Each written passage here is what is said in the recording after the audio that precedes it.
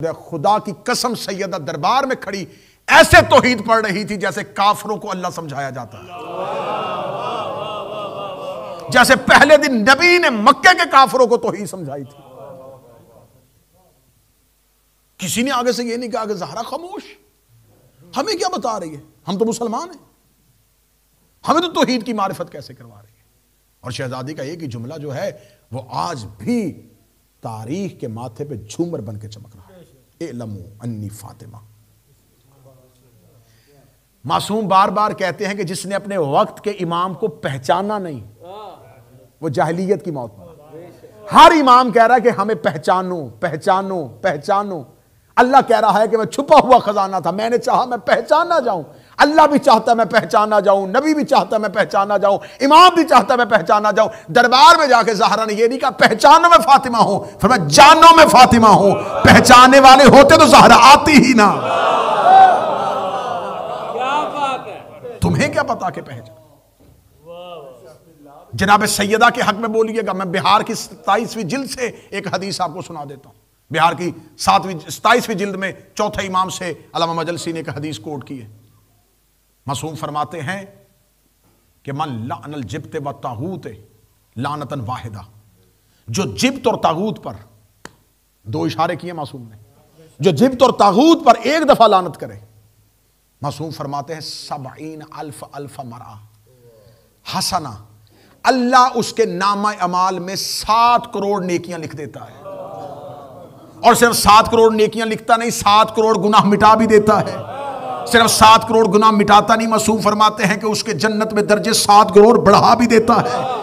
जब से मैंने चौथे इमाम की ये हदीस सुनी है तो मेरा हक बनता है कि मैं मिंबर पे शियों को बताऊं कि मासूम ने ये लफ्ज कहे हैं कि जब भी कोई जिब्त और तगूत पे ज़हरा के कातिलों पर लानत करता है तो अल्लाह उसकी नेकियां लिखता है, जबकि खुदा ने नेकियां लिखने के लिए फरिश्ता कांधे में बिठाया हुआ। बिस्मिल्लाहिर्रहमानिर्रहीम, अल्हम्दुलिल्लाहि रब्बिल आलमीन, रब्बे मुहम्मदिन व रब्बे अलिय्यीन,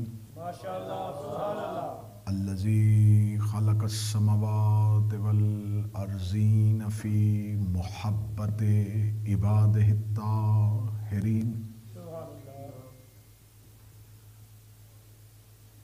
अल्लज़ी काना कंज़न मख़फ़िया फ़इरादा अन युअरिफ़ु फ़ख़लक़ल ख़ल्क़ल महदिय्यीन, कतबा इक़रार विलायते अलीयुन फ़िल मुक़द्दरिल मुअमिनीनल मुख़लिसीन,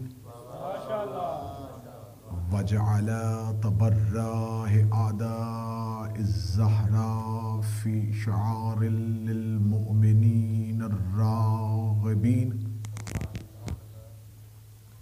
सुम्मस्सलातु वस्सलामु अला मुहम्मदिनिल मुस्तफ़ा सबबिल कौने वल मकान, अशफ़ीए इंदल्लाहि व वसीलतिल रिज़वान वल गुफ़रान, व ज़िक्रुहु तस्कीनुल अरवाह व इत्मिनानुल क़ुलूबि वल अज़हान, वस्सलामु वत्तआम अला अलिय्यिल मुर्तज़ा, विलायतुहु वाजिबुन अला नफूसिल अत्किया, सुम्मा सलातो वस्सलामु अला अल सय्यदतिल जलीलतिल अकीलतिल जमीलतिल नबीलतिल अदीला, अस्सदीक़तुल मुबारका राज़ियतुल मर्ज़िया आलिमतु गैरे मुअल्लिमा, वमन आमना बिफ़ातिमते आमनल्लाह, वमन रद्द अलैहा रद्दल्लाह, वमन शक्का फ़ी क़ौलिहा शक्कल्लाह, वमन आज़ानी फ़क़द आज़ा अल्लाह वमन काना आज़ानी फ़क़द लअनतुल्लाह व लानतुल्लाहि अला अअदाइहिम अजमईन। अम्मा बाद फ़क़द क़ाल हक़ सुब्हानहु तआला फ़ी किताबिहिल मजीद व फ़ुरक़ानिल हमीद। बिस्मिल्लाहिर्रहमानिर्रहीम। या अय्युहल्लज़ीना आमनुत्तक़ुल्लाह व कूनू मअस्सादिक़ीन।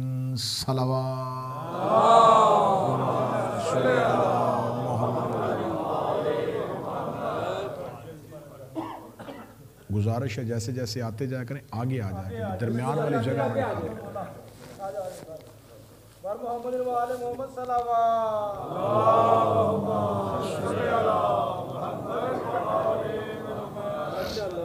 दुआ है मालिकान ज़िक्र बंदगान ज़िक्र का वारिसान ज़िक्र की बारगाह में पेश होना कबूल व मंजूर। आकाज़ादी से इबादत का बेहतर से बेहतर अजर सुनने वालों को, पढ़ने वालों को, करवाने वालों को अता फरमाए। इस इमाम बारगाह के मुंतज़मीन, इसके मुतअल्लिकीन, इसके ओहदेदारान, इसके खिदमत गुजारान जो इस दुनिया में मौजूद नहीं हैं और जो इस दुनिया में मौजूद हैं, मेरा मालिक उनको बेहतर से बेहतर इसका अजर अता फरमाए। इस बारगाह को तज़हुर इमाम ज़मान मुसलसल अज़ादारी की खिदमत के लिए हमेशा के लिए वक्फ फरमाए। शर शयातीन से, शर हासदीन से मोमिनीन को महफूज व मामून फरमाए। हम्द व तारीफ़ उस ज़ात परवरदिगार की जिसने हमारी ज़ुबानों और हमारी समातों को इस काबिल बनाया कि हम उनका तज़किरा कर सकें जिनकी वजह से उसने कायनात को बनाया। अपनी कामिलमी का एतराफ़ करते हुए इस दहलीज़ पर कभी भी अपनी ज़ात लेके नहीं आया जाता, बल्कि इस दहलीज़ से उठते हुए उनसे ज़ात लेके उठा जाता है। क्या बात है। हम में से कोई भी इस काबिल नहीं है कि हम उनके फ़ज़ाइल और उनके मुनाक़ब का अहाता कर सकें जिसके तारुफ के लिए वो खुदा कह रहा है वमा अदराका मा लैलतुल क़द्र।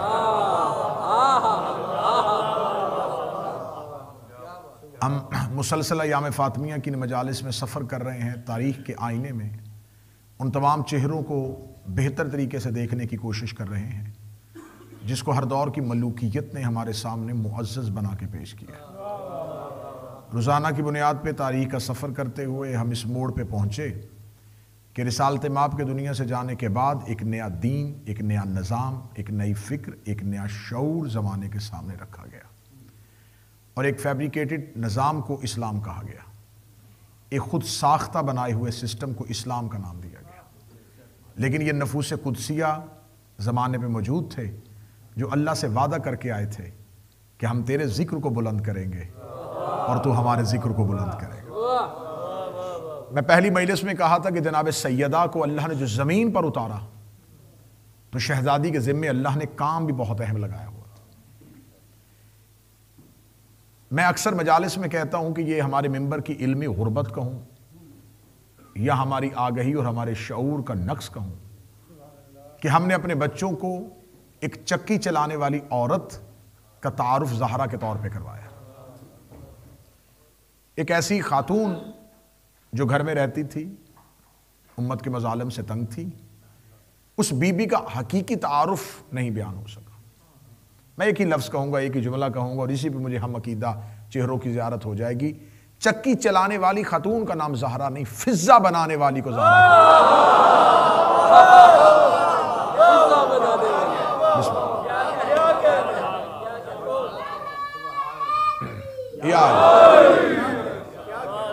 जिसकी सिर्फ दिल में तमन्ना हो और अल्लाह अब्बास को वजूद अता कर दे।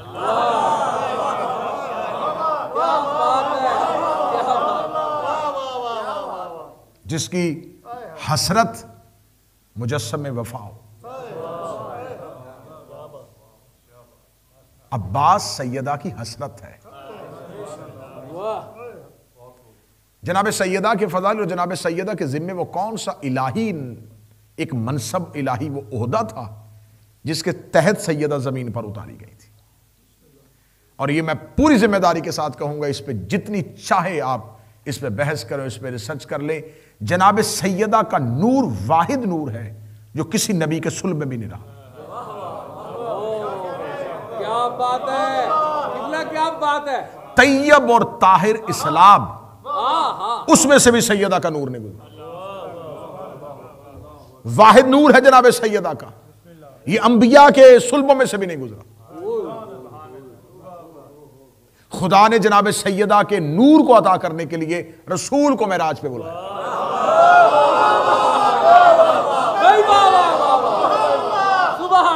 रसूल मेराज पे गए हैं सिर्फ जनाब सैयदा के नूर को वसूल करने के लिए। और अहदीस की किताबें, मैं किताबों की सूरत में यहां पर मौजूद हूं, किताबें लेके आया हूं कि जिसके अंदर मासूमीन की यह हदीस मौजूद है। मासूम फरमाते हैं कि अल्लाह ने हमारी जद्दा को अपनी अजमत से खल किया था। अगर अल्लाह की मुकम्मल अजमत देखनी हो, उसकी ताजीम देखनी हो, अब ये लफ्ज मासूम के हैं कि अल्लाह ने अपने नूर अजमत के साथ हमारी जद्दा सैयदा को खल किया था। अल्लाह की अजमत के नूर से सैयदा खल्क हुई थी। अजमत, ताजीम, इज्जत एक ही कबीले के अल्फाज हैं। मासूम फरमाते हैं अल्लाह ने अपने अजमत के साथ फातिमा को खल किया और अजमत से ताजीम निकला है। अब जब अल्लाह ने नूरे सैयदा को नूरे अजमत से खल किया था, तो अब ज़हन में इस वाक़े को याद रख के पढ़ना कि जब सैयदा मस्जिद में आती थी, रसूल जब तज़ीम के लिए खड़े हो जाते थे, तो ये बाप बेटी की ताजीम के लिए नहीं खड़ा हो रहा, नबी परवरदिगार की इज्जत के लिए खड़ा हो रहा।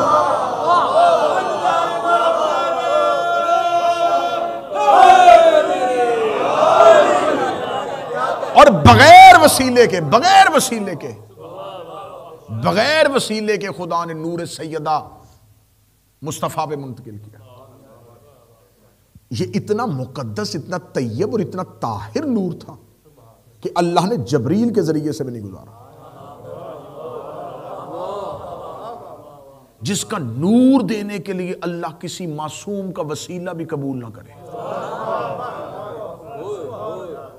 और जब नबी को ज़हरा को दिया है तो खुदा ने फौरन कहा इन्ना आतैना, हमने तुम्हें अता की। फसल्लि लिरब्बिक, अब अपने रब को शुक्र का सजदा दे, जिसके मिलने पर मोहम्मद पर शुक्र की नमाज वाजिब हो जाए। अब ये सूरह कौसर मेरा मौजू नहीं, वरना इस पर तो तफासीर के अंबार आ गए हैं कि सिर्फ लफ्ज़ कौसर की तफसीर पर। लेकिन मैं सिर्फ ये कहना चाहता हूं कि खुदा ने इस नूर को किसी सुल्ब से नहीं गुजारा, बगैर वसीले के मुस्तफ़ा को दिया और फरमाया हम तुम्हें अता कर रहे हैं और ये नूर तेरे पास मेरी अमानत है, ये नूर तेरे पास मेरी अमानत है। और मैं आखिरी मजलिस में जनाब अमीर अल मोमिनीन का जब नोहा पढ़ूंगा तो उस नोहे के अंदर भी एक लफ्ज़ आएगा कि मेरे अल्लाह मैं तेरी अमानत तुझे वापस कर। अल्लाह ने जनाब सैयदा के नूर को नबी को अमानत के तौर पर दिया और अमानत के तौर पर देने के बाद खुदा ने कहा कि मुस्तफ़ा तू अमीन है, तेरे पास ये मेरी अमानत है। और नबी इतना अमीन है कि नबी अमानतों का तहफ़्फ़ुज़ तो करता है, लेकिन नबी ने पूछा कि मेरे अल्लाह ये अमानत वापस कब करनी है? फरमाया वापस नहीं करनी, जमीन पे रहना, जहां मेरे हाथ नजर आ जाए।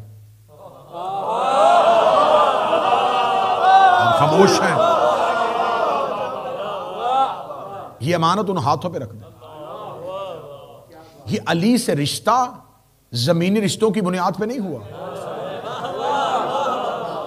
वाजिब था नबी पे कि ज़हरा का अक्द अली से होता। फरमाया अगर अली ना होते तो फातिमा का कोई कुफ ना होता, वो भी कुफवन आहद रहता और ये भी कुफवन आहद। अब आज की मजलिस में मैंने आपके सामने बयान करना है कि जनाब सैयदा को अल्लाह ने कौन सा मनसब, कौन सा ओहदा दिया था। आयतुल्लाह वहीद खुरासानी की किताब है वमा अदरा का फातिमा, उर्दू में तर्जमा हो चुकी है, मेरे पास मौजूद है। उसमें उन्होंने एक हदीस लिखी है कि मासूम फरमाते हैं कि हमारी जद्दा फातिमा नबुव्वत और विलायत के दरमियान बरज़ख है।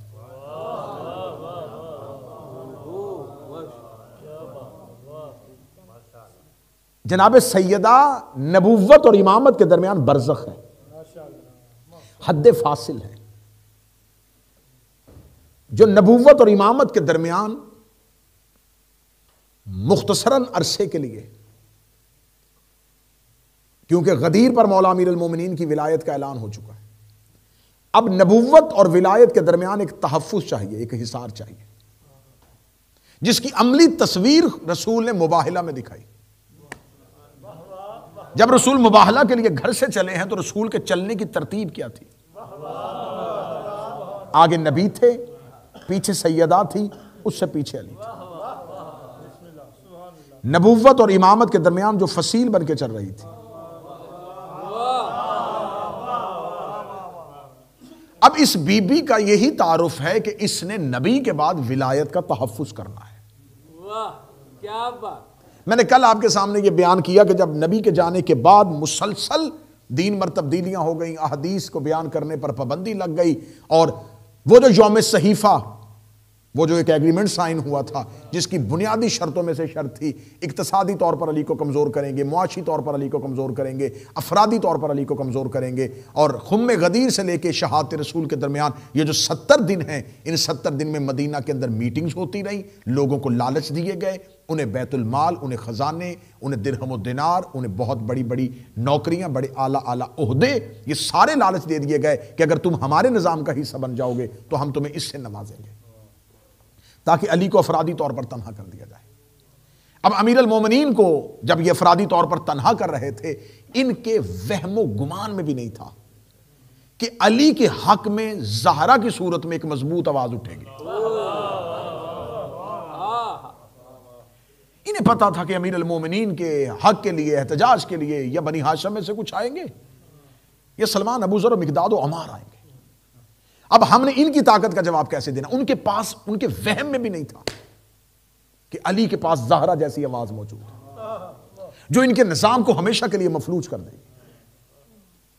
अब यहां पर जनाब सैयदा का हम हक पढ़ते हैं मिंबर पर, जिसे हक के सैयदा कहा जाता है। उसके लिए मैंने बहुत डिटेल में इसके ऊपर पूरी मजालिस पढ़ दी हैं फदक के उन्वान से। एक बात जहन में रखिएगा कि जनाब सैयदा के पास ये जो था, ये जागीर फदक थी, बाग़ फदक नहीं था। ये लफ्ज बाग़ फदक शिया लिटरेचर का लफ्ज नहीं है, बाग वैसे भी अरबी का लफ्ज ही नहीं, ये फारसी का लफ्ज। ये लफ्ज जानबूझ के डाला गया लिटरेचर में ताकि इसकी अहमियत को कम किया जाए। जब बाग जहन में आएगा तो कितनी मालियत होगी, छोटा सा बाग होगा, 11 खजूरें थी, 14 खजूरें थी, 30 खजूरें थी। आए हम आपको बताएं कि फदक असल में क्या था। सिर्फ फदक ही नहीं, जनाब सैयदा के पास फदक जितनी 7 जगीरें और भी थी, क्या बात है, जिनके नाम मैं मिंबर से बयान कर देता हूं। अव्वाफ पहली जगीर, दलाल दूसरी जगीर, साफिया तीसरी जगीर, बरका चौथी जगीर, हसना छठी जगीर, उम्मे इब्राहिम 7वीं जगीर। 7 जगीरें फदक के अलावा जनाब सैयदा के पास थी। अब इन जागीरों को इसकी कीमत क्या थी? उमर बिन अब्दुल अजीज के दौर में उसने कहा कि मैं फदक की मालियत देखना चाहता हूं कि इसकी सालाना मालियत कितनी है। तो जो उसने हिसाब लगाया, जो अहले सुन्नत की किताबों में तारीखुल खुलफा उठा के देख लेंगे, या इसके अलावा इब्ने अब्दुल बर को उठा के देख लेंगे, असाकर को उठा के देख लेंगे, तारीख दमिश्की उठा के देखें, तारीख तबरी उठा के देख लेंगे, उसमें लिखा हुआ है कि उमर बिन अब्दुल अजीज ने जब अपने दौर में फदक की जगीर की मालियत का हिसाब लगाना चाहा तो उसे पता चला कि इसमें से 40,000 दिनार सालाना आमदन आती है। 40,000 दिनार। जब मैं 40,000 दिनार कहूंगा तो मेरी कौम के बच्चों के जेहन में होगा कि उस वक्त जो सिक्का राइजुल वक्त था वो दिनार होगा। जब मैं दिनार कहूंगा तो दिनार को आपने जेहन में ये रखना है कि उस दिनार सोने का होता था। 4.5 ग्राम आज के दौर का। ये अब्दुल मलिक बिन मरवान ने जो इस सिक्के का वजन किया था और जो उसके बाद खिलाफत के बाद चलता रहा, उसके बाद 10 ग्राम तक भी आया, लेकिन 4.5 अगर इसी को आप जेहन में रखें कि 4.5 ग्राम एक दिनार की कीमत थी। 4.5 ग्राम सोना एक दिनार था। और बीबी के इस एक जगीर से आमदन आती थी 40,000 दिनार। 40,000 दिनार को अगर देखा जाए तो 170 किलो सोना मिलता है। इसको अगर आज की हम इस हिसाब से आज के रेट के हिसाब से देखें तो इसकी जो आमदन थी वो $12 मिलियन थी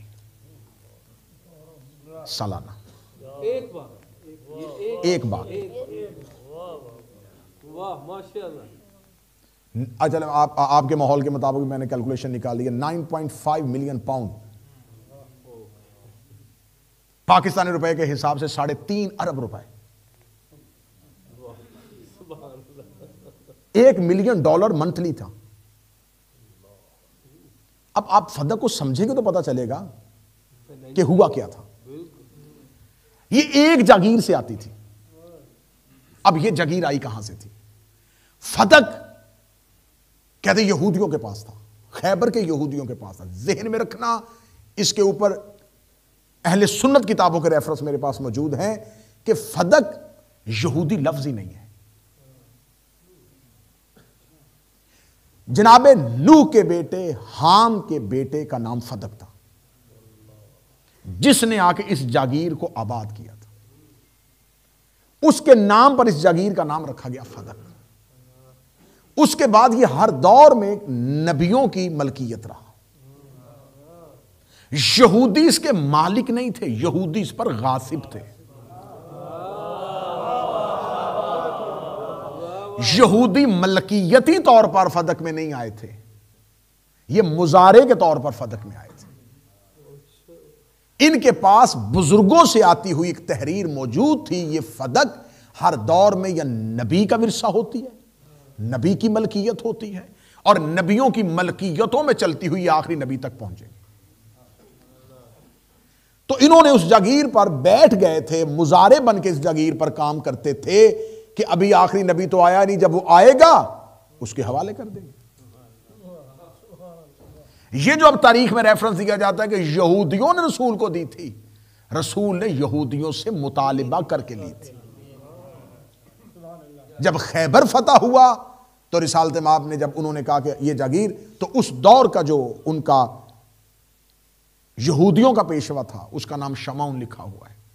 इसने आके रिसालत माब को वो संदूक दिया, कहने लगा जी ये हमारे पास इस संदूक के अंदर वो तहरीर है कि ये किसकी मलकियत है, उसके अंदर जो सनद है, जो एक सिलसिला है, वो इस तहरीर इसके अंदर है, लेकिन हमसे इसकी चाबी गुम गई है। इसके ऊपर जो ताला लगा हुआ है उसकी चाबी हमसे गुम गई है। रिसालत माब ने जेब से हाथ डाला और चाबी को निकाला और उसको खोला और उसके अंदर से तहरीर निकली। वो तहरीर जनाब नूह के बेटे फदक के हाथ की लिखी हुई थी कि ये जागीर अल्लाह ने अता की है तो हर दौर में ये नबी और नबी के खानदान के पास रहेगी। जो ही रिसालत माब के पास आई तो रिसालत माब ने इसी तहरीर के ऊपर उन यहूदी शमाउन से लिखाया कि मैं जो अमानत थी वो उसके वारिस तक पहुंचा रहा हूं। अब मैं ये फदक जागीर मोहम्मद इब्ने अब्दुल्ला इब्ने अब्दुल मुत्तलिब इब्ने हाशिम इब्ने अब्द मनाफ को दे रहा हूं। बाकायदा तहरीर लिखी गई, बाकायदा एग्रीमेंट लिखा गया और रिसालत माब ने वो ले ली। अब ये ना माले फै है ना ये माले गनीमत है,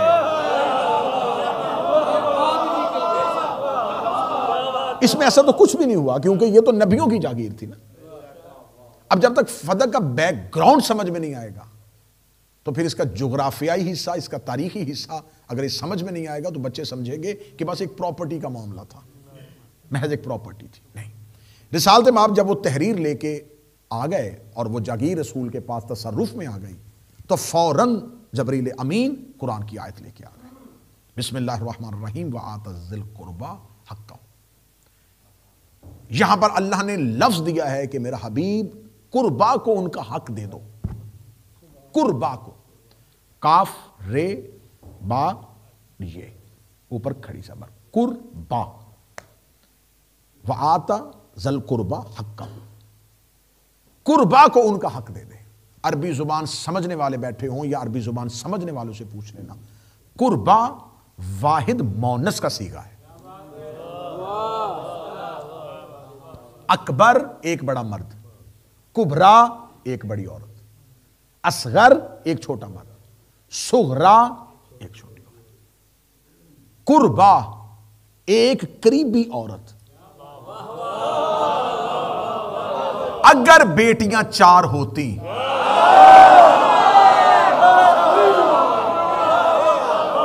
तो कायनात का सबसे बड़ा आदिल परवरदिगार एक बेटी का ना कहता, यहां पर सीगा वाहिद का आया है, जमा का नहीं आया। अब ये कहेंगे ये शिया मौलवी है, शिया जाकर है, मिंबर से बयान कर रहा है, वीडियो कैमरा रिकॉर्ड हो रहा है। तफसीर दुर्रे मंसूर जलालुद्दीन सियूती की, उसे उठाना और इस आयत की तफसीर पढ़ना। उसमें लिखा है कि जैसे ही ये आयत आई, जानते थे नबी, जानते थे अल्लाह किसको देना चाह रहा है, फिर भी जबरील से पूछा, पूछ अल्लाह से किस करीबी औरत को दूं, क्योंकि अगर लफ्ज़ कुर्बाई अल्लाह ने इस्तेमाल किया है तो घर के अंदर दावेदार बहुत निकल आएंगे। बीवी भी करीबी औरत होती है, तो ये मुझे बताओ किसको देना है। मैं तफसीर दुर्रे मंसूर का हवाला दे रहा हूं, तफसीर रूहुल मानी का हवाला दे रहा हूं, अहले सुन्नत तफसीर का हवाला दे रहा हूं, अल बदाया व नहाया भी उठा के देख लेना, उसमें भी यही लिखा हुआ है। जैसे ही नबी ने जिब्राइल अमीन से पूछा, गया फरिश्ता वापस पलट के आ गया। उसने कहा अल्लाह कह रहा है फातिमा को उसका हक दे दो।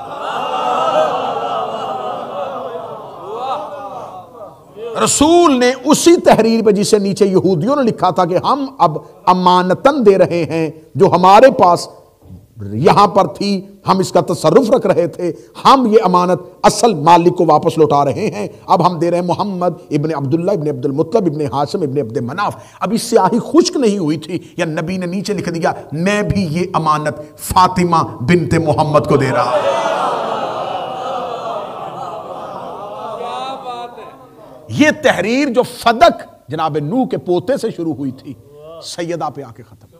यही वो तहरीर थी जो बीबी दरबार में लेके आई थी। तो अब ज़हन में रखना, सिर्फ सैयदा की तहरीर नहीं फाड़ी गई, अंबिया की लिखी हुई तहरीर फाड़ी गई।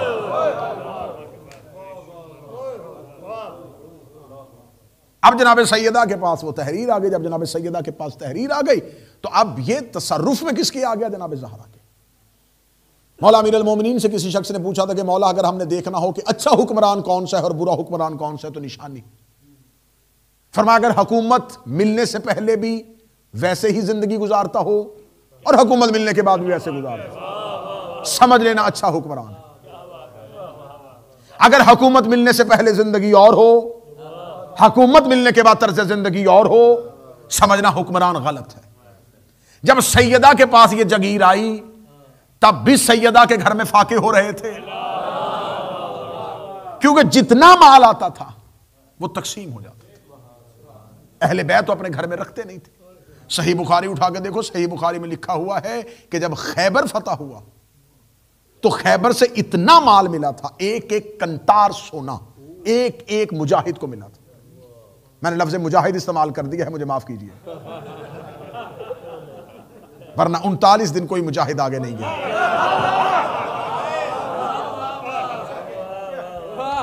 और अल्लाह को कहना पड़ा था कि कल अलम मर्द को दूंगा।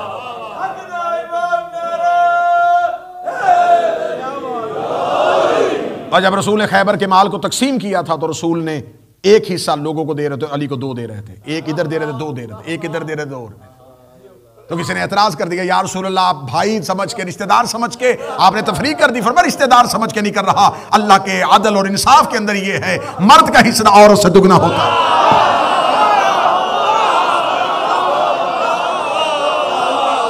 और अल्लाह एक रात पहले कह चुका था, काल अलम उसको दूंगा जो मर्द होगा, करार होगा, गैर फरार होगा। एक एक कंतार सोना लेके आए। एक एक कंतार सोना क्या, एक ऊंट की खाल में जितना सोना आ जाए। कंतार कहते ऊंट की खाल को। और उस दौर के ऊंट छोटी हाइट के नहीं होते थे, बंदे भी लंबे होते थे। एक कंतार सोना एक एक सहाबी की। और जब अमीर अल मोमिनीन घर में आए हैं तो खाली तलवार। जनाब सैयदा जानती थी, लेकिन फिर भी अली से पूछा, या अली मैंने सुना है आज मदीने में मुसलमानों के बच्चे सोने की डलियों से खेल रहे हैं, या अली आज मदीने की गलियों में लोग अपना कर्ज वापस कर रहे हैं, आज लोग बड़े खुश हैं, आज इस्लाम अमीर हो गया है, और मुझे यह भी पता चला है कि खैबर भी आपने फतह किया है, किला कमोस पे अलम भी आपने नस्ब किया है, मरहब को भी आपने कत्ल किया है, आपका कोई माल पीछे आ रहा है। अमीर अल मोमिनीन ने तलवार को दीवार के साथ रख के कहने लगे, मेरे आका की बेटी तुझे नहीं पता, वो सदका था, हम सैयद हैं।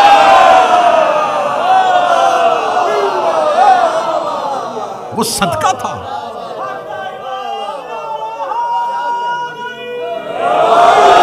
वो सदका था, हम सैयद। सितम तो यही है कि बंदे सदका भी खाते रहे और सैयद भी कहलवाते रहे। सादात नजरे गर्दशे हालात हो गए, हालात जिनके बदले वो सादात हो गए।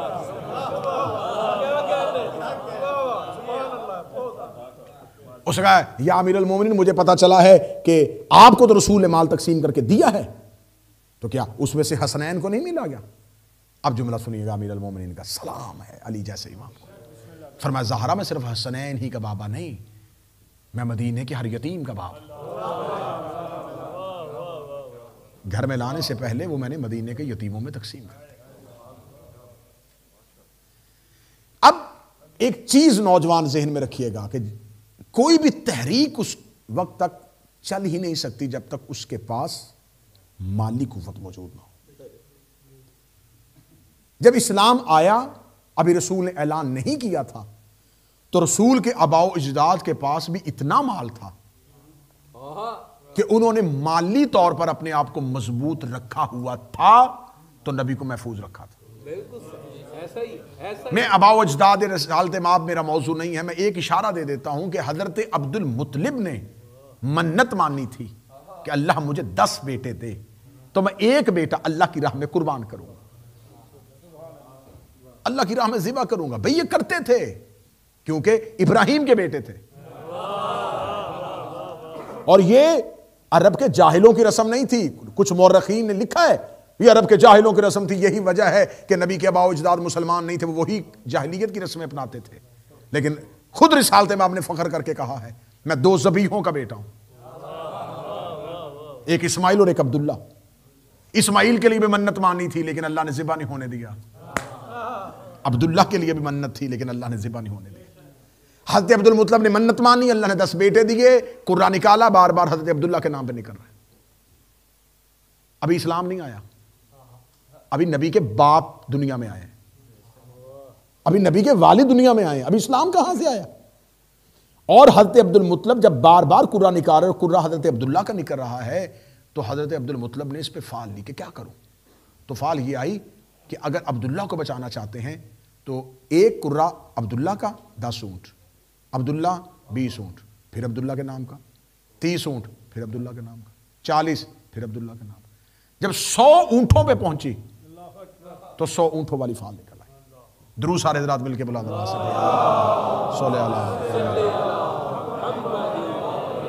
बिस्मिल्लाह सर की बुलाओ का बिस्मिल्लाह की बुलाओ करिए। वाजिबुल एहतराम काबिल साद एहतराम की बुला आसिम जाफरी साहब तशरीफ फरमा हुए। अब 100 ऊंटों पे आके, जब 100 ऊंटों पे आया तो हजरत अब्दुल मुत्तलिब ने 100 ऊंट हजरत अब्दुल्लाह की रास्ते पे हजरत अब्दुल्लाह को बचाने के लिए कुर्बानी दी। 100 ऊंट। इस्लाम नहीं आया और आज तक इस्लाम के अंदर अब्दुल मुत्तलिब की वो दी हुई सुन्नत जिंदा है। एक बंदे का खून बहा, उसकी अगर दियत देना चाहते हो तो वो 100 ऊंट है। क्या बात। इनका दादा अमल करता है तो अल्लाह इस्लाम बना देता है, और चचा निकाह के खुतबे में अल्हम्दुलिल्लाह कहता है, अल्लाह सूरत भेज देता है। क्या बात है भाई, क्या बात। तो जो 100 ऊंट दे रहा हो, फिर इसमें हजरत अबू तालिब की कुर्बानियां देखना, खाना काबा की मतवल्लियत, सिकाए हरम, खाना काबा के हाजियों को खाना खिलाना, पानी पिलाना, ये सारे इंतजाम करना।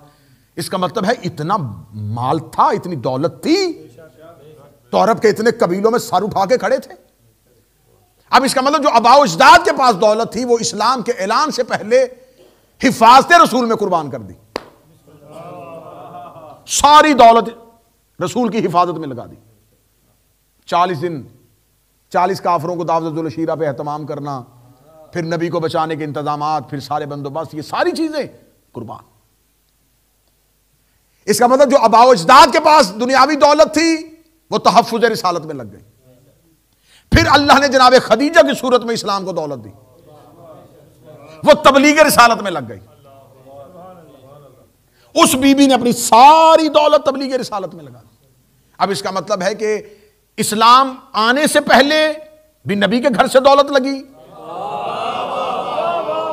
जब इस्लाम आ गया फिर उसके तहफ्फुज के लिए, उसके ऐलान के लिए, उसकी तबलीग के लिए फिर नबी के घर से दौलत लगी। तो अब इसका मतलब अब नबी मदीना आ चुके हैं। अब जुग्राफियाई तौर पर उस दौर में बनाए, अब नबी मदीना आ चुके हैं, यहां पर एक नई रियासत की तश्कील हो चुकी है। अब यहां से रियासत की इब्तिदा होनी है। अब यहां पर इस्लाम को दौलत चाहिए जो खर्च की जाए, जिसके जरिए से इस्लाम का बोलबाला हो, तबलीग चल सके।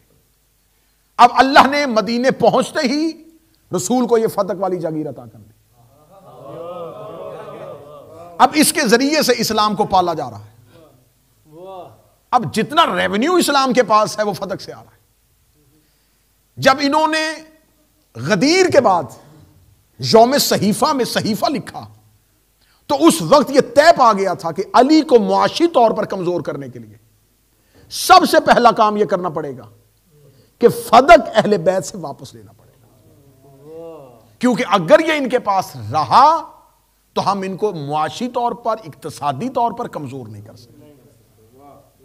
क्या बात है। किसी और का माल तो ये खाएंगे नहीं, ये किसी का हक खाते नहीं, इनके पास यही है, ये हम ले लेंगे। जब इनके पास देने कोई कुछ नहीं होगा तो फिर लोग इनकी बैयत क्यों करेंगे? लोग इनके पास आएंगे क्यों? ये अपनी हुकूमत का ऐलान कैसे कर सकेंगे? ये मुकम्मल एक साजिश थी जिसके तहत रसूल के जाने के बाद फदक को कंट्रोल में ले लिया गया।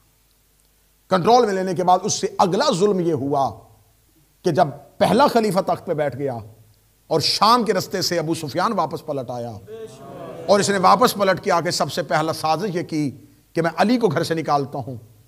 अली घर से निकलेगा, मैं अली को कहूंगा हम तेरे साथ चलते हैं, हम रास्ते में बिल्कुल वैसा ही धोखा देंगे जैसा कि उसके आगे सफीन में होना है। हम अली को धोखा दे देंगे, मदीना में अली का कत्ल हो जाएगा, यहीं पर यह बात खत्म हो जाएगी। सीधा गया अमीर अल मोमिनीन के पास हज़रत अब्बास इब्न अब्दुल मुत्तलब को लेके, ऐ अली उठिए, अपने हक के लिए आवाज उठाइए, मैं आपके साथ चलता हूं। मौलाना मदूदी ने लिख दिया ये जुमले, अहले सुन्नत की तारीखों में ये जुमले आ गए हैं।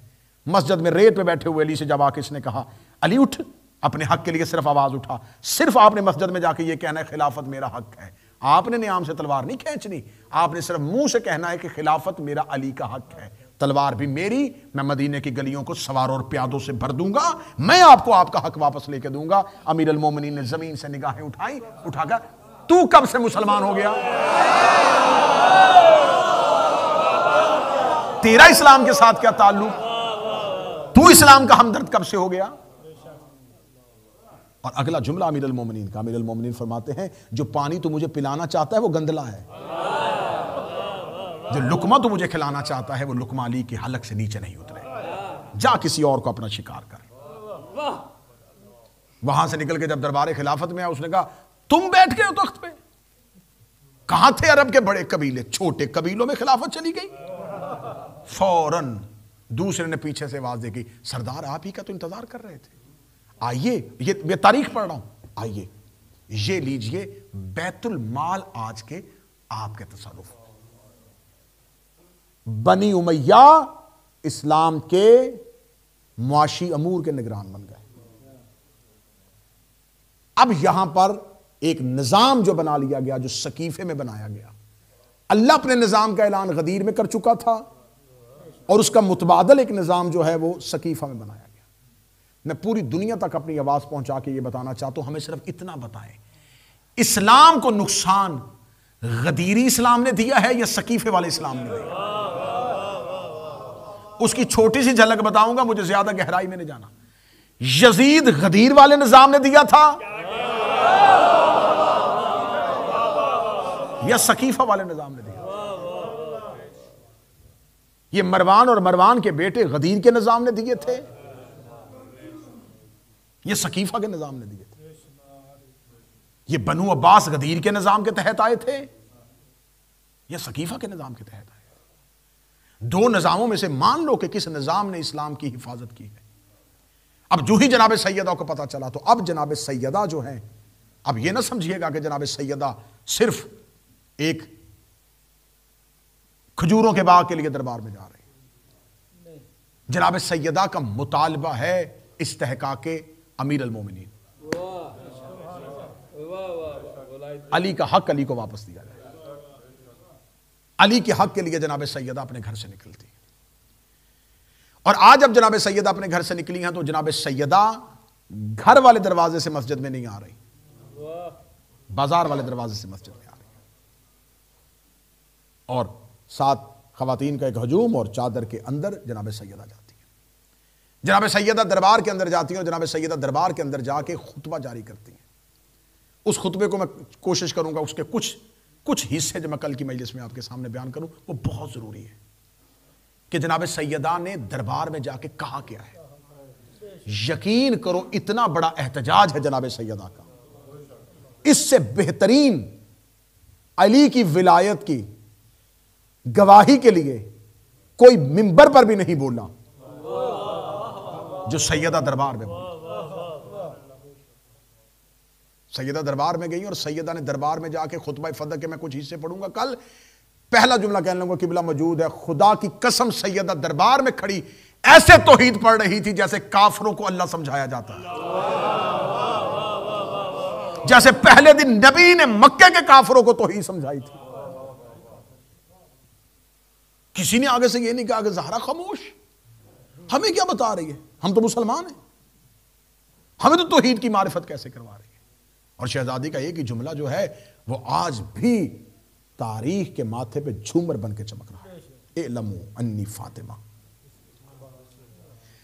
मासूम बार बार कहते हैं कि जिसने अपने वक्त के इमाम को पहचाना नहीं वो जाहिलियत की मौत मरा।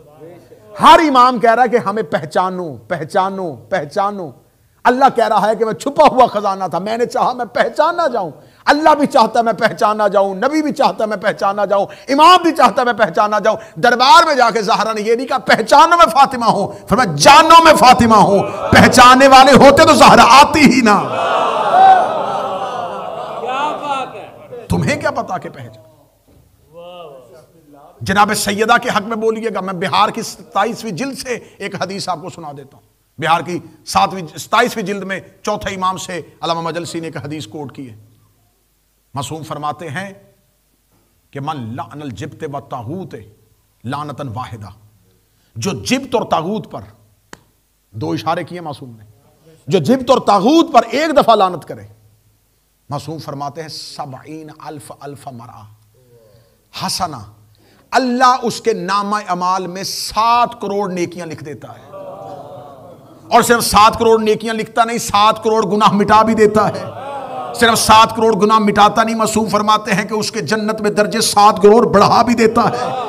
जब से मैंने चौथे इमाम की ये हदीस सुनी है तो मेरा हक बनता है कि मैं मिंबर पे शियों को बताऊं कि मासूम ने ये लफ्ज कहे हैं कि जब भी कोई जिब्त और तगूत पे ज़हरा के कातिलों पर लानत करता है तो अल्लाह उसकी नेकियां लिखता है। जबकि खुदा ने नेकियां लिखने के लिए फरिश्ता कांधे में बिठाया हुआ है। खुदा नामा अमाल फरिश्तों को कहता तुम लिखो, नेकियां तुम लिखो, गुनाह भी तुम लिखो। लेकिन जब बतूल के दुश्मन पे कोई लानत करता है तो खुदा फरिश्तों को नहीं कहता तुम लिखो, खुदा कहता इसकी नेकियां भी मैं लिखूंगा, इसके गुनाह भी मैं मिटाऊंगा। ताकि मैं दुनिया को बताना चाहता हूं जिसे अल्लाह लिख दे उसे कोई मिटा नहीं सकता, जिसे अल्लाह मिटा दे उसे कोई दोबारा लिख नहीं सकता।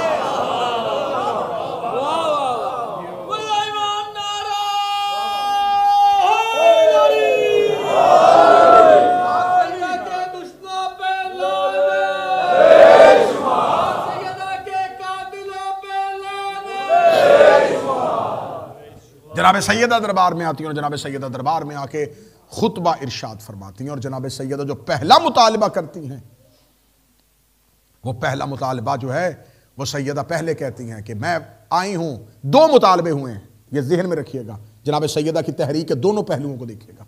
जनाब सैयदा ने एक मुकदमा दायर नहीं किया, 2 मुकदमे दायर किए। पहला मुकदमा जनाब सैयदा ने कहा मैं अपने बाबा की मिरास लेने आई हूं, क्योंकि मैं अपने बाप की अकलौती बेटी हूं, मुझे मेरी मिरास दो। वो मिरास जो मदीने में मेरे बाबा के पास थी।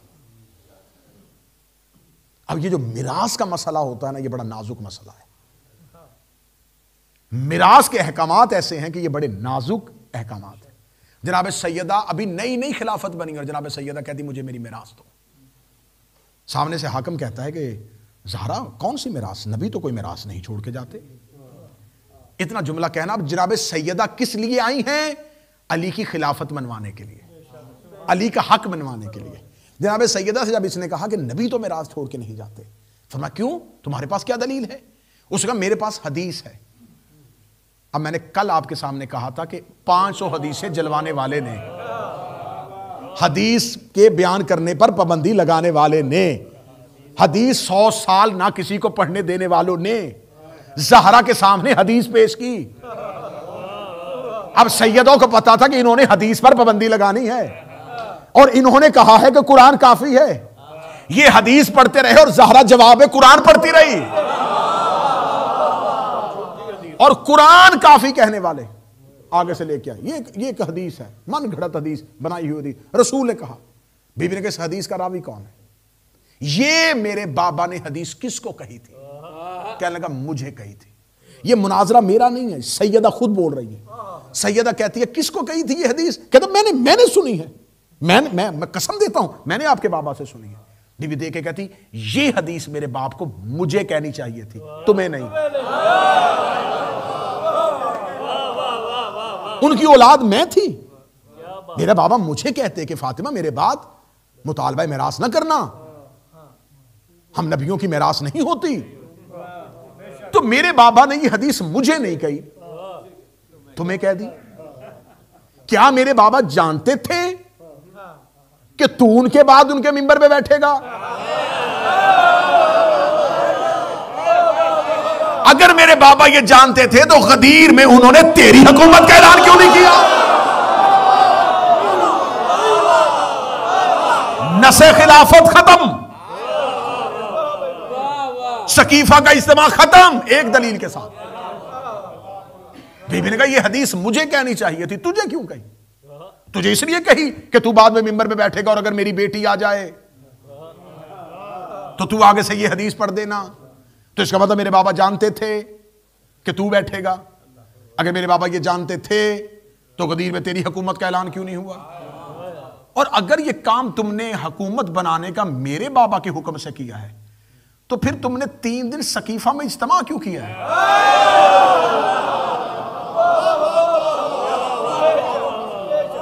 अब बताओ। फिर यहीं पर बोलते हुए शहजादी ने कहा क्या कहाफा का बेटा, तूने अपने बाप से कोई मिरास नहीं ली? कहता हाँ मैंने तो अपने बाप से मिरास ली है।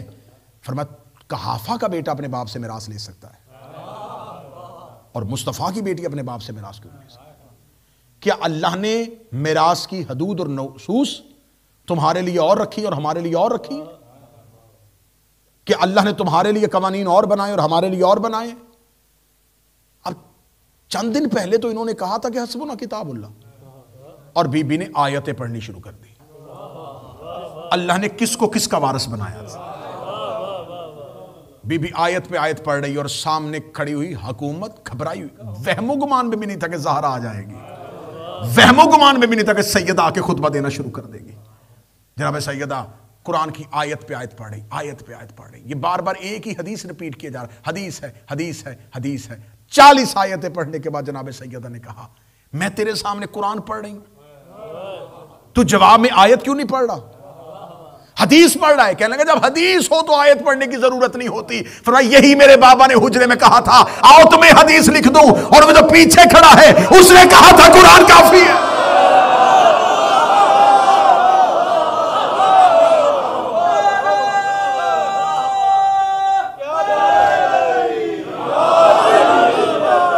अब तुमने थोड़े दिन पहले कहा है,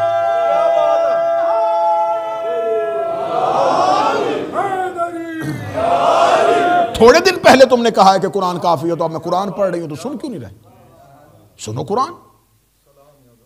मिरास पे इतनी लंबी डिबेट की बीबी ने, और बीबी का खुतबा कल मैं उसके कुछ इक्तसाबात पढ़ूंगा कि शहजादी ने क्या क्या राज खोले उस खुतबे में। बीबी ने देख के फरमाया, अच्छा चल तुम मुझे मिरास नहीं देता, मैं मुतालबा करने के लिए मिरास का आई ही नहीं थी, तुमने मेरी जाती जागीर पे कब्जा क्यों किया है? फदक मिरासे ज़हरा नहीं है, हक़्क़े सैयदा है। मिरास तकसीम होती है मरने के बाद।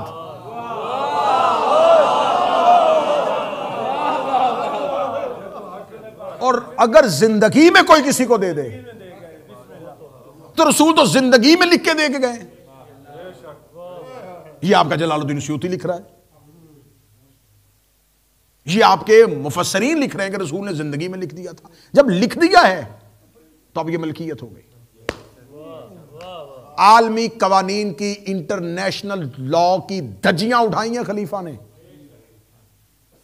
क्योंकि इंटरनेशनल कवानीन के अंदर भी यह बात दर्ज है कि अगर कोई शख्स किसी जगह पे काबिज हो और दूसरा आके उस जगह का मुतालबा करे तो गवाह वो देगा, ये नहीं देगा। मेरे हाथ में ये घड़ी है और इमरान भाई कहेंगे मेरी है, मैं को नहीं मेरी है, तो ये कहें गवाह दे, तो गवाह मैंने नहीं देने, इन्होंने देने। अब अगर हुकूमत ने कब्जा किया था सैयदा की जगीर पर तो गवाह हाकिम को देने थे, सैयदा को नहीं देने थे। फिर दूसरी बात यह है कि अगर हाकिम ने यह कह के कब्जा किया था कि फदक उम्मत का हक है, क्योंकि नबियों का विरसा कोई नहीं होता, यही हदीस घड़ी हुई पड़ी ना कि नबियों की मिरास नहीं होती, नबी जो छोड़ते वो सदका होता है और वो उम्मत का हक होता है। तो अगर ये उम्मत का हक था तो उम्मत ने आके खलीफा से मांगा था कि हमारा हक ज़हरा से लेके दो। भाई ज़हरा के मुकाबले में फरीक कौन है? उम्मत होनी चाहिए थी ना। उम्मत आके एप्लीकेशन देती, दरखास्तें देती, जी आप हमारा हक वो उनके पास से हमें वापस लेके दे। तो ये मुतालबा उम्मत ने करना था, उम्मत ने किया नहीं, और ये मुतालबा खुद हाकिम कर रहा है। अगर ये हाकिम ने कर दिया है मुतालबा कि ये हमारा हक है, हम इसको तुमसे छीन रहे हैं, तो फिर गवाह हाकिम को देने थे। हाकिम ने गवाह भी नहीं दिए। तीसरी बात कर लो, अगर गवाह भी नहीं दिए और छीन भी लिया है तो फिर इस मुकदमे को सुनने का हाकिम अहल ही नहीं, क्योंकि यह दुनिया की किसी अदालत में नहीं होता कि जिसके खिलाफ मुकदमा हो वो जज हो। बीबी ने रिट दायर की है स्टेट के खिलाफ, स्टेट इस मुकदमे को सुन कैसे सकती? चलो इंटरनेशनल कवानीन को छोड़ो, आओ कुरान की नस में। उसने बीबी से कहा तू गवाह दे। आओ कुरान की नस में, पहले कुरान से पूछे मासूम से गवाह मांगने की इजाजत है?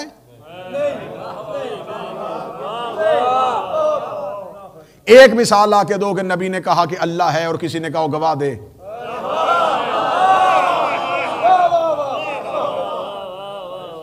मासूम से गवाह मांगने की तो इजाजत ही नहीं।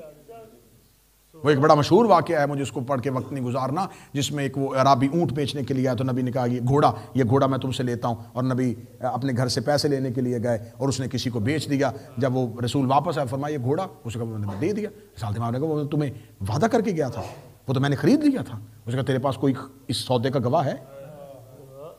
फौरन एक सहाबी आया, जनाब खुदा मज़ूर शहादतैन, उसने आके कहा मैं गवाही देता हूँ, ये घोड़ा रसूल ने लिया था। उसने रसूल से कहा कि जब ये तू मेरी घोड़े की कीमत पे बात हो रही थी, ये तेरा सहाबी तो था नहीं, ये गवाही कैसे दे रहा है? रिसालत में आपने उसकी तरफ देखा, तू तो था ही नहीं, तूने कैसे गवाही दी? उस सहाबी ने नबी की तरफ देख कर आपने कहा अल्लाह है, मैंने गवाह मांगे। अगर आपके कहने पे मैंने ना देखा, अल्लाह मान लिया, तो ये भी तो आप ही कह रहे हैं घोड़ा मैंने खरीदा था। मासूम से गवाह नहीं मांगा जाता, फिर भी मांग लिया।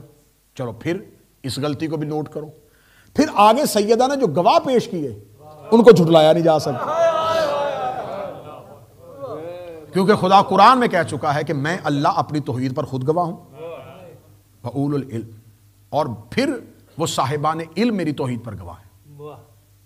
और मासूमीन ने हदीस में कहा कि ये जो साहिबान इल्म की बात हो रही, इससे मुराद अली है, और वो अली जो अल्लाह का गवाह हो।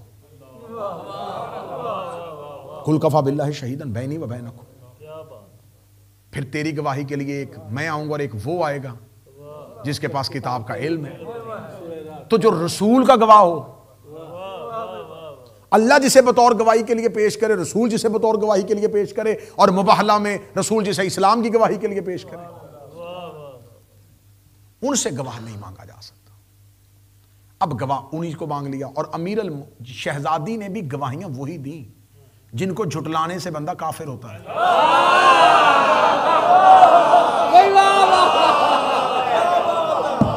जबकि सैयदा के पास गवाह मौजूद थे, सलमान मौजूद थे, बिलाल मौजूद थे, अबू ज़र मौजूद, ये सारे मौजूद थे, लेकिन सैयदा ने अमीर अल मोमिनीन को क्यों पेश किया, हसन और हुसैन को क्यों पेश किया? इनकी गवाही को झुटलाना सिर्फ गुनाहगार नहीं करेगा। अब ये लिख दिया गया मेरे अहले सुन्नत भाइयों, मेरे अहले सुन्नत बच्चों, ये लिख दिया तुम्हारी किताबों ने कि सैयदा दरबार से चली गई, एहतजाज करके चली गई, और आखिरी दम तक नाराज रही। यहां पर आके तुमने रवायत को तोड़ मरोड़ के पेश किया कि आखिरी लम्हे में फिर दो शख्सियात गई थी और उन्होंने जाके मिन्नत समाजत की थी, और सैयदा जो थी राजी हो गई थी। इसके ऊपर बहुत सी तावीलें दी जाती हैं। सैयदा का नाराज होना एक फितरी अमर था। ज़हरा सिर्फ और सिर्फ मोहताज फितरत का नाम नहीं है, मालिकाए फितरत का नाम है। क्या बात है। अगर फितरी मजबूरियों को सामने रखोगे तो फिर ज़हरा बतूल ना होती। वाह क्या बात है किबला। इससे बेहतर इशारा मैं नहीं कर सकता। भाई क्या बात है। वाह वाह वाह। इससे बेहतर इशारा मैं नहीं कर सकता। हर औरत की फितरी मजबूरी होती है कि वह पूरा महीना नमाज नहीं पढ़ सकती, और बतूल उसे कहते हैं जिसे पूरी जिंदगी मुसल्ला इबादत से न रोक सके। सैयदा की फितरी मजबूरी। सैयदा नाराज होकर चली गई और आखिरी दम तक नाराज रही। जब सैयदा आखिरी दम तक नाराज रही तो यहां पर सही बुखारी ने लिख दिया कि आखिरी वक्त में दो लोग आए हैं और उन्होंने आके जनाब सैयदा को राजी करना चाहा, लेकिन सैयदा नाराज रही, और सैयदा ने उनको सलाम का जवाब भी नहीं दिया। ये यहां तक सही बुखारी ने लिख दिया है कि सलाम का जवाब नहीं दिया। फिर उसके बाद उन्होंने कहा कि हाँ, फिर उसके बाद ये मौला अली के पास गए थे और मौला अली की मिन्नत की थी, फिर मौला अली गए थे, मौला अली ने सिफारिश की थी, और फिर मामला जो थे वो ठीक हो गए थे। अच्छा, हम इससे आगे नहीं जाएंगे, यहीं पर रुको। मुझे कोई अहले सुन्नत, ये आखिरी बात कर रहा हूं और इससे आगे अब दलील मौजूद नहीं है, मुझे कोई अहले सुन्नत ये बताए कि क्या आप अपने अकीदे में जनाब ज़हरा को मासूमा समझते हैं? उनके अकीदे में जनाब ज़हरा को मासूमा समझा जाएगा, इसलिए कि युताहिरकुम ततहीरा की आयत बीबी के लिए।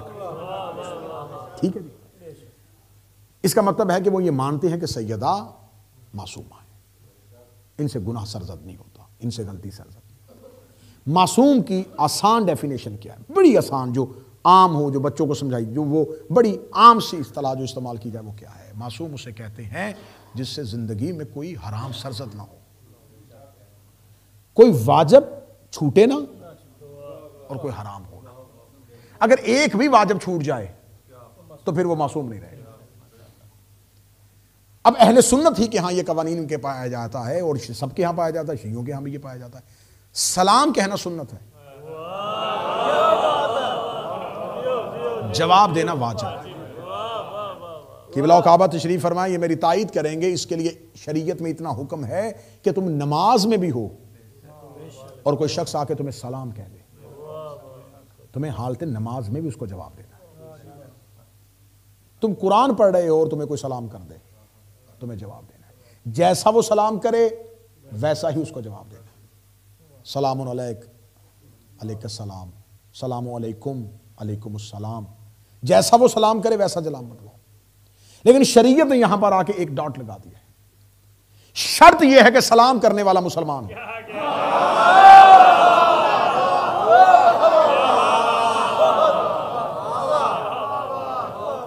काफिर आपको बाजार में भी सलाम करे, आपने उसको जवाब नहीं देना, इसलिए कि आप उसकी सलामती नहीं मान सकते।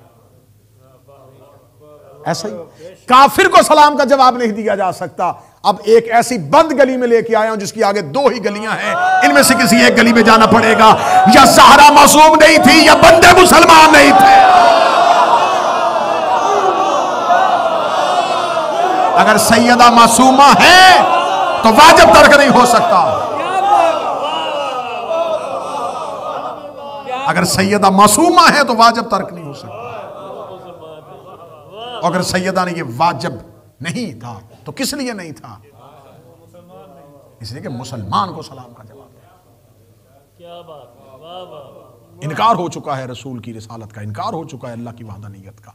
ये ज़हरा दरबार से नहीं आई, इस्लाम ने मुंह मोड़ लिया। आप क्या समझते हैं कि सिर्फ एक खातून वापस पलटी है? तुमने इस्लाम को नाराज कर दिया। मैं उससे आगे लफ्ज कहने की तुमसे इजाजत चाहूंगा, इस्लाम नहीं, तुमने तौहीद को नाराज कर दिया। ये हदीस के अहले सुन्नत किताबों में नहीं लिखी, या तो अपनी ये किताबें दरिया में बहा दो ना तुम्हारी नस्लें पढ़े ना उन्हें हकीकत का पता चले। रसूल ने फरमाया जिसने फातिमा को राजी किया उसने अल्लाह को राजी किया, जिसने फातिमा को नाराज किया उसने अल्लाह को नाराज किया। इमरान भाई हदीस ये नहीं कहनी चाहिए थी, रसूल कह रहे जिसने अल्लाह को राजी किया उसने फातिमा को राजी किया, जिसने अल्लाह को नाराज किया उसने फातिमा को नाराज। जनाब फातिमा को अपनी रजा और अपनी नाराजगी का मियार अल्लाह बनाना चाहिए था कि मैं उससे राजी होती हूं जिससे अल्लाह राजी हो, मैं उससे नाराज होती हूं जिससे अल्लाह नाराज हो। ज़हरा ने मियार अल्लाह नहीं बनाया, अल्लाह ने मियार फातिमा को बनाया।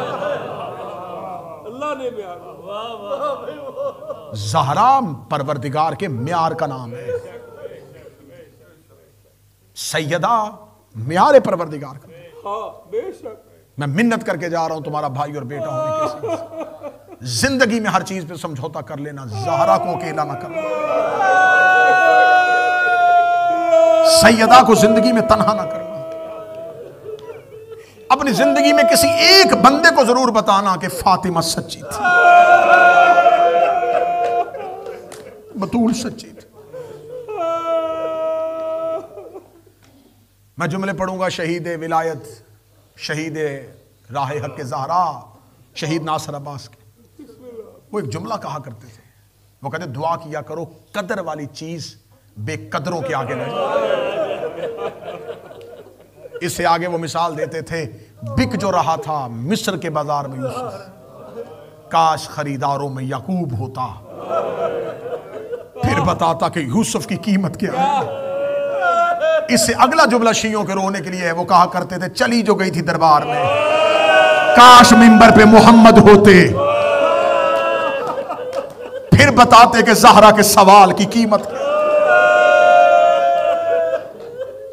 कदर वाली चीज थी ये बकदरों के सामने चली। तुमने हजारों दफा इस मिंबर से सुना है और अहले सुन्नत ने अपनी किताबों में नकल किया है कि सैयदा मस्जिद में आती थी, कामा रसूल अल्लाह, रसूल खड़े हो जाते, सिर्फ खड़े होते, अपनी जगह पे ज़हरा को बिठा देते। जितनी देर ज़हरा बैठी रहती, मैंने ये रिवायत अपनी जिंदगी में सैकड़ों दफा मुख्तलिफ किताबों में पढ़ी और हजारों दफा मैंने मिंबर से उलमा से सुनी।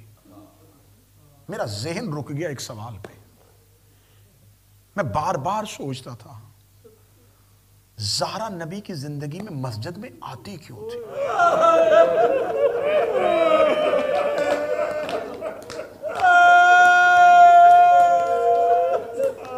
क्योंकि मैंने तारीख में पढ़ा था कि मस्जिद का दरवाजा ज़हरा के घर में भी खुलता। जब रसालत इमाम मस्जिद में तशरीफ लाते थे तो बाहर वाले दरवाजे से नहीं आते थे, ज़हरा के घर के अंदर से गुजरते, मस्जिद में आते, मस्जिद से निकल के पहले ज़हरा के घर जाते, फिर बाजार में जाते। जब रसूल थोड़ी देर पहले उसी घर से आए हैं, अगर बेटी ने कुछ पूछना ही था तो जब बाप घर से आया तब पूछ लेते। फिर मेरा जहन मानता नहीं था, मैं बार बार सोचता था मस्जिद में तो मर्द होते हैं, आखिर बीबी को कौन सी मजबूरी मस्जिद में लाती थी? फिर मुझे इसका जवाब मिला, ज़हरा मजबूर होकर मस्जिद में नहीं आती थी, रसूल ज़हरा को मजबूर करके मस्जिद में बुलवाते थे। फातिमा मेरी जिंदगी में जब मेरे सहाबा बैठे हो मस्जिद में आया कर, जब तुम मस्जिद में आए मैं तेरे एहतराम में खड़ा हूं, तुझे अपनी जगह पे बिठाऊं। रो रो के कहती थी, बाबा मैं तेरी पर्दादार बेटी हूं, मैं जाती भी चादर में हूं, आती भी चादर में हूं, मुझे बता मुझे मस्जिद में बुलाता क्यों है? फरमाया, ज़हरा जब मेरे बाद मस्जिद में जाए इन्हें याद रहे ज़हरा को खड़ा नहीं रखना।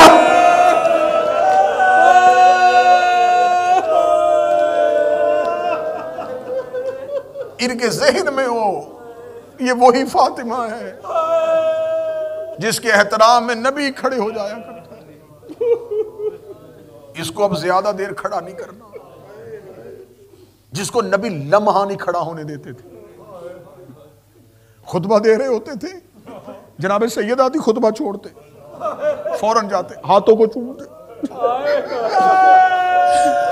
जनाब सैयदा की पेशानी चूमते, लाके बिठा देते, खड़े होकर सहाबियों का चेहरा देखते रहते।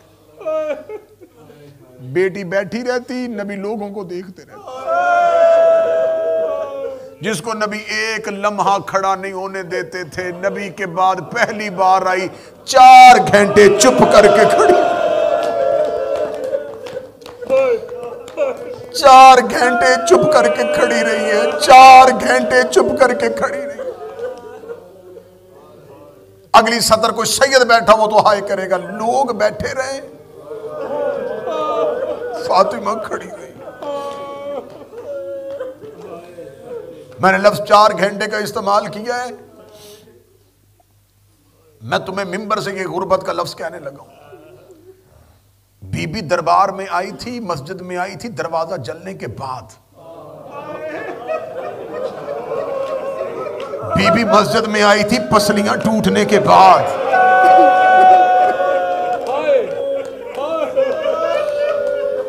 जो जख्मी हो उसे लम्हा नहीं खड़ा हुआ जाता।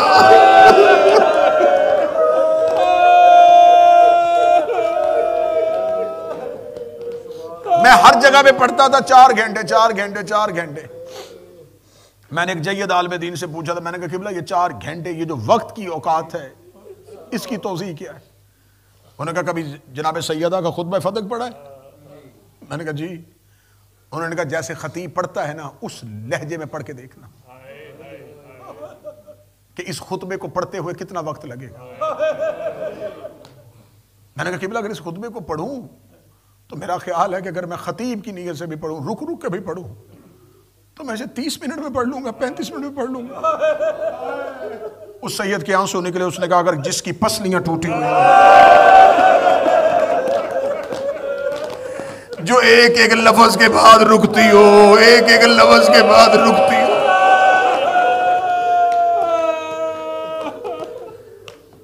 तेहरान के उस्ताद अंसारियान, तेहरान के मशहूर रोजा खान, तेहरान की मरकजी मस्जिद में मरकजी इज्तिमा के अंदर मजलिस पढ़ने वाला खतीब जिसे उस्ताद का दर्जा दिया गया था साहिबान ईरान ने, वो तेहरान की मरकजी मस्जिद में जनाब सैयदा की शहादत पढ़ रहे थे। शहादत पढ़ने के बाद उस्ताद हुसैन अंसारियान कमरे में आके बैठ गए और इमाम बारगाह के अंदर से किसी मर्द की चीखों की आवाजें आई जा रही।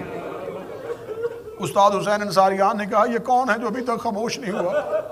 कहने उस्ताद को बुजुर्ग बैठा हुआ अभी तक चुप नहीं हुआ, अगर आप कहें तो हम उसको उठा के आपके पास लाएं। उस्ताद ने कहा नहीं, उसे ना उठा के लाना, वो ज़हरा का ज़ादार है, मुझे उसके पास ले चलो। उस्ताद हुसैन अंसारियान कमरे से निकले, इमाम बारगाह के कोने में वो बुजुर्ग बैठा रो रहा था। उस्ताद आके ज़मीन पे बैठे, उसको सीने के साथ लगाया, लगा के लगे मुझे बता सकता है तुझे मुसाइब के दौरान कौन सा ऐसा जुमला तेरे दिल को चीर गया है जो अभी तक तेरी चीखें बंद नहीं हो रही? उसने उस्ताद हुसैन अंसारियान को देखा, देख लगा पहली बार मैंने ज़हरा की ये शहादत सुनी है। उस्ताद आपने अभी मिंबर से बताया कि ज़हरा की पसलियां टूटी हुई थी। उसने कहा हाँ सैयदा की पसलियां टूटी हुई थी। उसने कहा मैं पेशे के एतबार से हड्डियों का डॉक्टर हूं, जिसकी एक हड्डी टूट जाए उसे सांस नहीं आता।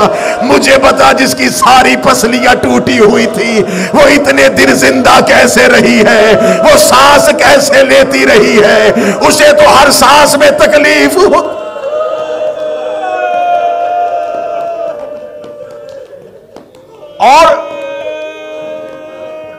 जब इंसान बोलता है तो जोर पसलियों का लगता है। इंसान बोलता है हवा से। अब मैं वो रवायत कोशिश कर रहा था कि मैं छुपा जाऊं, कोशिश करता था मैं छुपा जाऊं, मैं माफी मांग के वो जुमले आंखें बंद करके पढ़ने लगा हूं। ज़हरा जितनी देर खुतबा देती रही है, हुसैन और हसन मां की पसलियों पे हाथ रखे खड़े रहे हैं। हुसैन की आवाज है, अम्मा तेरा खून तेज हो रहा है, अम्मा तेरे जख्मों से लहू आ रहा है, अम्मा खामोश हो जा, अम्मा खामोश हो जा। सारा रो के दी, हुसैन मुझे बोलने दे, जैसे मैं दरबार में बोली तू नेज़े की नोक पे बोल।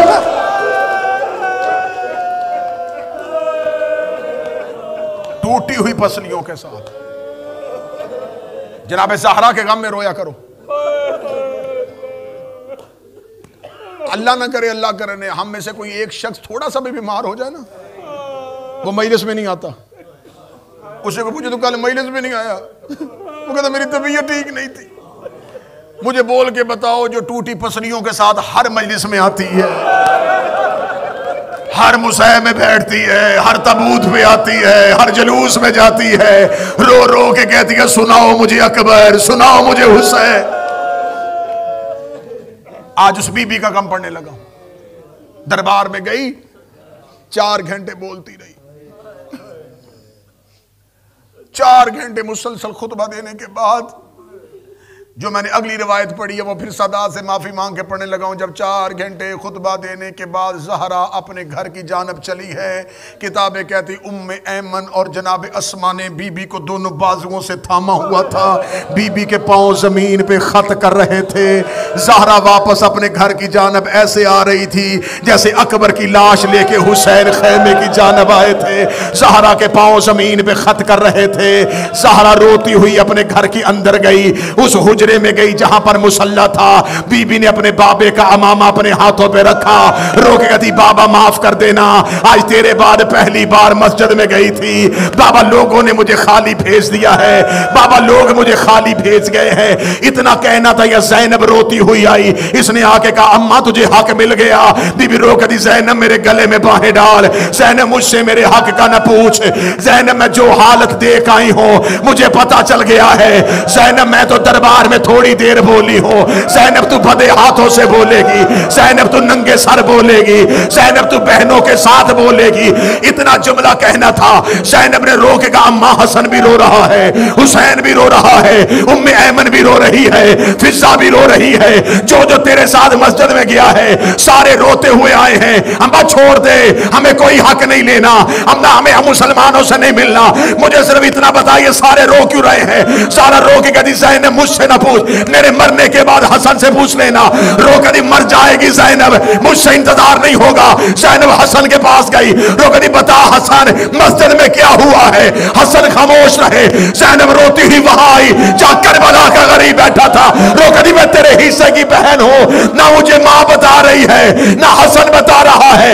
हुसैन तुझे तेरी मां का वास्ता मुझे बता मस्जिद में क्या हुआ है? हुसैन जमीन पे गिरे, रो कदी ज़ैनब 3 बार अम्मा को झूठा कहा गया है। रो रो के हसन की आवाज आई, वो तख्त में बैठ के कहता रहा तू झूठ बोल रही है, तू झूठ बोल रही है, तू झूठ बोल रही है। अम्मा कसमें खा खा के कहती रही मैं झूठ नहीं बोल रही, मैं मोहम्मद की इज्जत से